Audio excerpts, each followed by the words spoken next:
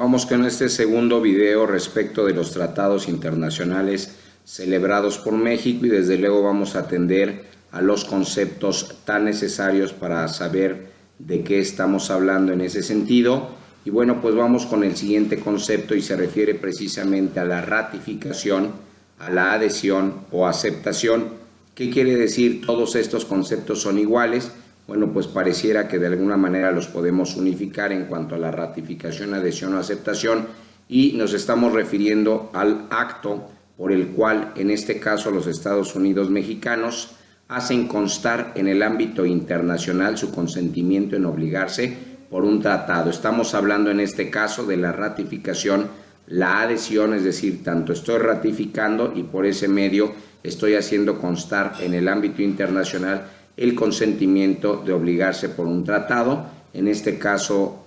puede venir la adhesión o la aceptación y estamos en los mismos términos. Vamos con la parte de lo que ustedes deben de entender por plenos poderes y desde luego los plenos poderes pues es el documento mediante el cual se designa a una persona o a varias personas, ¿verdad?, para representar a los Estados Unidos mexicanos en cualquier acto relativo a la celebración de tratados.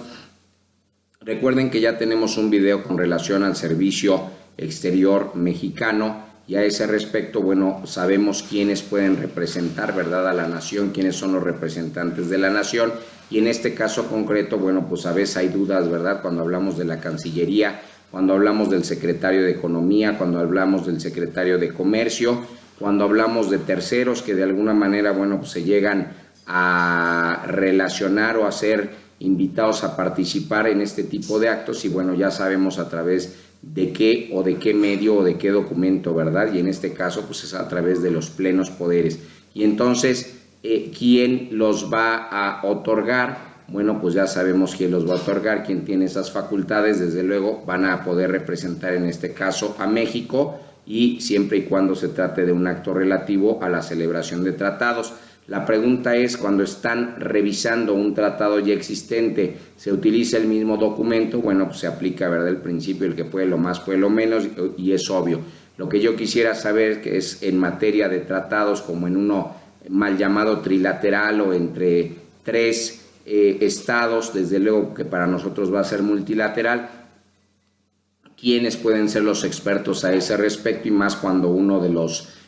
poderes más fuertes del mundo, ¿verdad?, de las naciones más poderosas del mundo, desde luego está participando. Así que parece un juego interesante a ese respecto, pero vamos a tratar en otros videos exactamente el tema del Tratado de Libre Comercio para América del Norte. Por el momento, bueno, pues es importante que ustedes sepan qué es la reserva y en este caso pues se trata de una declaración que se formula al firmar o se formula al ratificar y es formulada al aceptar o formulada al adherirse. Acuérdense que acabábamos de hablar de esos conceptos con relación a la ratificación, adhesión y aceptación. Ya sabemos que es un acto, ¿verdad?, por medio del cual México en este caso hace constar en el ámbito internacional su consentimiento en obligarse por un tratado y desde luego que cuando hablamos de la reserva, pues esa declaración dijimos que se puede hacer al firmar, al ratificar, al aceptar o al adherirse a un tratado en este caso y lo anterior con el objeto de excluir o con el objeto de modificar, que quiere decir que o me excluyo, me eximo, ¿verdad?, cierta parte del tratado no se acepta o simplemente derivado de las que existen se hace con la finalidad de modificar los efectos jurídicos de ciertas disposiciones del tratado en su aplicación solamente al Estado que se está reservando. En este caso sería en su aplicación a los Estados Unidos mexicanos. Desde luego vamos a tener que saber que es una organización internacional, ¿verdad?, porque hablamos ya de los acuerdos interinstitucionales y en ese sentido pues es importante, ¿verdad? Desde luego a veces siempre nos dejan ciegos cuando hablamos de la organización internacional y no sabemos por qué, pero llama la atención. Desde luego estamos hablando en el caso de la organización internacional de una persona jurídica que es creada de conformidad con el derecho internacional público, ¿verdad? Y a ese respecto, bueno, pues nos queda claro que esa es su personalidad y por cómo es creada. Desde luego que si hacen ustedes un análisis del artículo siguiente, dijimos que íbamos a ir por orden, van a advertir que corresponde al presidente de la República otorgar los plenos poderes, porque si se quedaron con duda a ese respecto con relación a lo anterior, cuando platicamos precisamente, ¿verdad?, respecto de los plenos poderes, bueno, pues ya les deja claro el artículo siguiente, que es única y exclusivamente el presidente de la República el que va a poder otorgar esos plenos poderes. Para que cualquiera, ¿verdad?, que de alguna manera que cuente con ellos, pues puede entrar a la negociación de un tratado. En este caso, pues en el del Telecán, pues ya estamos hablando de que se pretende una modificación y habrá que ver ciertas condiciones, porque no nada más lo que no se hizo, lo que no se reservó, lo que no se previó, desde luego hay que atender ahí a los capítulos, ¿verdad?, para los efectos de saber de qué están hablando y de que no se esté perdiendo el tiempo y que de alguna manera conozcan verdaderamente la naturaleza y completo el Tratado de Libre Comercio, en este caso para América del Norte, y que sepan siquiera de qué tipo de tratado están hablando.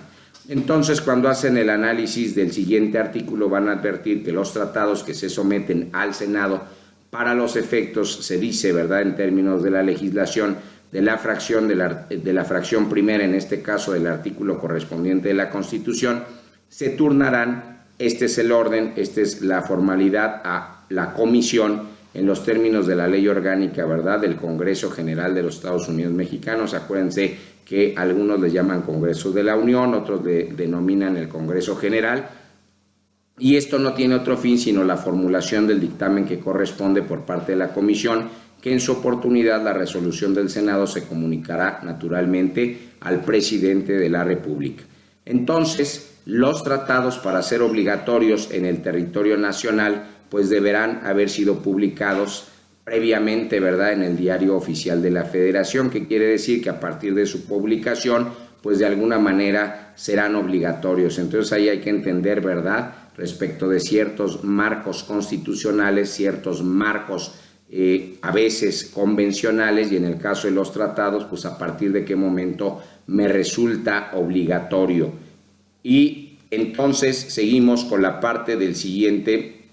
artículo, y desde luego cuando lean ustedes esto y lo analicen, van a advertir que la voluntad de los Estados Unidos mexicanos, en este caso para obligarse por un tratado, se manifestará a través de el intercambio de notas diplomáticas, a través del canje o a través del depósito de instrumentos de ratificación, o a través naturalmente de la adhesión o a través de la aceptación. Entonces, cualquiera de estas posibilidades, que pueden ser 5, ¿verdad?, en ese sentido, pues es la forma en cómo se va a hacer la manifestación y la forma en cómo puede contraer obligaciones, desde luego, el Estado, ¿verdad?, en este caso el mexicano, y naturalmente que todo lo anterior se notifique